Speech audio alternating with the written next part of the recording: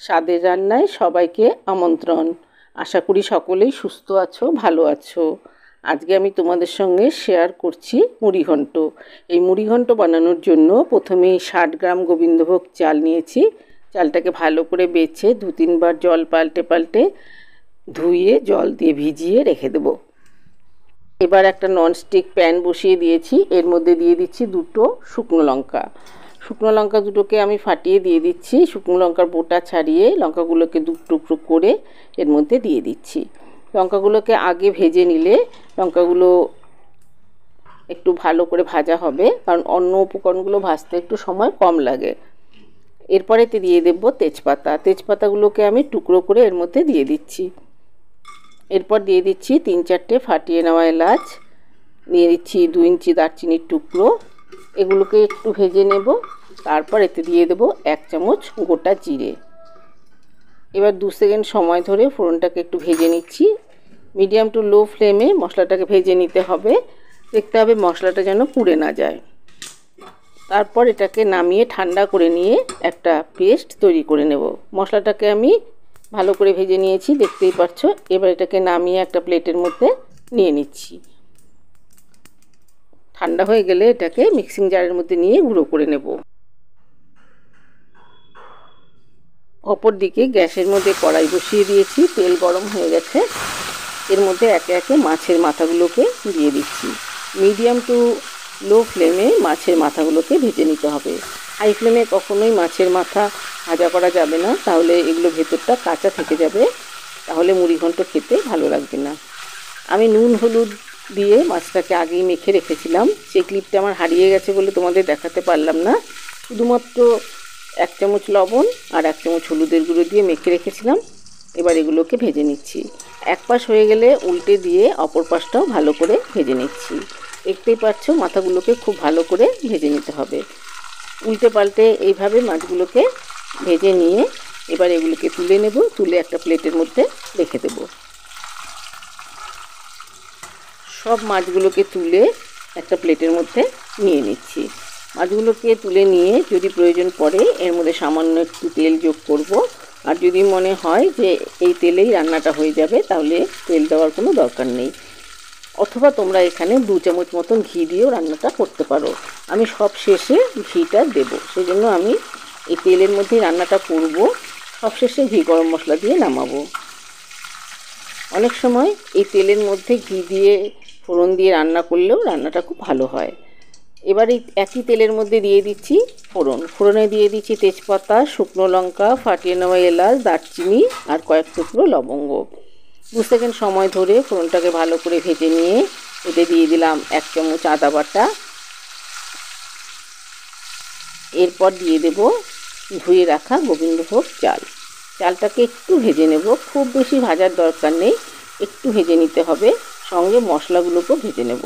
এখানে খুব বেশি মশলার ব্যবহার হবে না। যেই মশলাটাকে ভেজে রেখেছিলাম সেটা দেব, আর হলুদ আর লঙ্কা গুঁড়ো।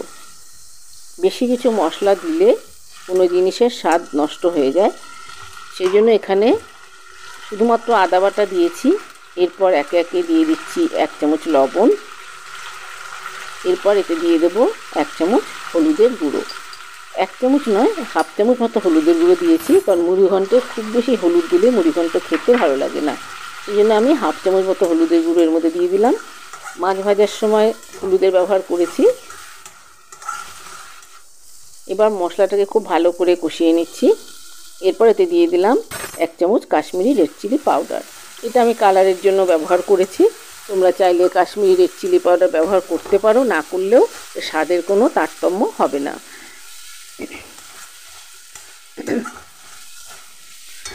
এরপর মশলাগুলোকে খুব ভালো করে ভেজে নিচ্ছি। মশলার সঙ্গে চাল খুব ভালো করে ভেজে নিতে হবে। চাল আর মশলা খুব ভালো করে ভেজে নিচ্ছি, দেখতেই পাচ্ছ। এরপর এতে দিয়ে দিলাম 1 চামচ জিরে আর ধনে গুঁড়ো। এই মশলাটা আমি সবসময় তৈরি করে থাকি। আগের রেসিপিতে আমি দেখিয়েছিলাম সমপরিমাণ জিরে আর সমপরিমাণ ধনে কাঠখোলায় ভেজে গুঁড়ো করে রেখেছিলাম, তারই 1 চামচ এর মধ্যে দিয়ে দিলাম। এবার দিয়ে দিলাম ভেজে রাখা মাছের মাথা। মাছের মাথাটা দিয়ে খুব বেশিক্ষণ ভাজার দরকার নেই, কিছু 2 সেকেন্ড সময় মতো এটাকে ভেজে নিলেই হয়ে যাবে, কারণ মাছটাও আগে ভাজা আছে, চালটাকে আলাদা করে ভেজে নিয়েছি।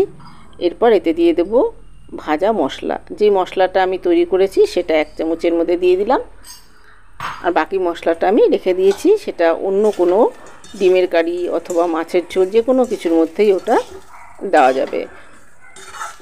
এবার মশলার সঙ্গে খুব ভালো করে এটাকে মিশিয়ে নিচ্ছি। এরপর এতে দিয়ে দেব ঈষৎ উষ্ণ গরম জল। জলটা আগেই আমি গরম করে রেখেছিলাম। আমি 1 কাপ চাল নিয়েছি, যে কাপ দিয়ে চাল নিয়েছি সেই কাপেরই 3 কাপ জল এর মধ্যে আমি দিয়ে দেব। এখানে আমি 1 চামচ মতন চিনি দিলাম। যে কোনো রান্নায় একটু চিনি ব্যবহার করলে নুন চিনির ব্যালেন্সটা ঠিক থাকে আর খেতে খুব ভালো হয়, সেই জন্য সামান্য একটু চিনি দিয়েছি। তোমরা চাইলে দিতেও পারো, নাও দিতে পারো। দিয়ে দিলাম 3 কাপ পরিমাণ ঈষৎ উষ্ণ গরম জল আর 3-4টে কাঁচা লঙ্কা। এবার ঢাকা দিয়ে এটাকে কিছুক্ষণের জন্য সেদ্ধ হতে দেবো। চালটা সেদ্ধ হয়ে গেলে একদম ঝরঝরে হয়ে যাবে, কারণ জলের পরিমাপটা যদি ঠিক থাকে তাহলে পোলাও অনেক ঝরঝরে হয়। এখানে আমি যে কাপ দিয়ে চাল মেপেছি সেই কাপেরই 3 কাপ জল ব্যবহার করেছি।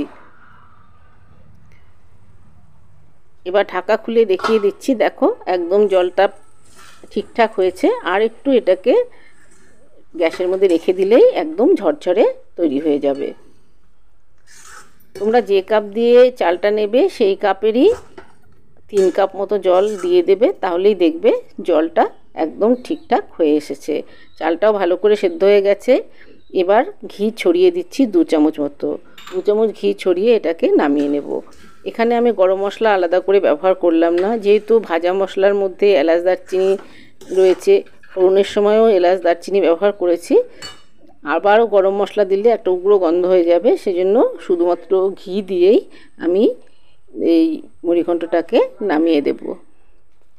ভিডিওটি পছন্দ হলে লাইক করো, শেয়ার করো, কমেন্টস করো। আর নতুন বন্ধুদের বলছি, আমার এই ভিডিওটি পছন্দ হলে একটা সাবস্ক্রাইব করে দিও আর বেল আইকনটা ক্লিক করে দিও, তাহলে আমার পরবর্তী ভিডিওর নোটিফিকেশন সবার আগে তোমাদের কাছে পৌঁছে যাবে।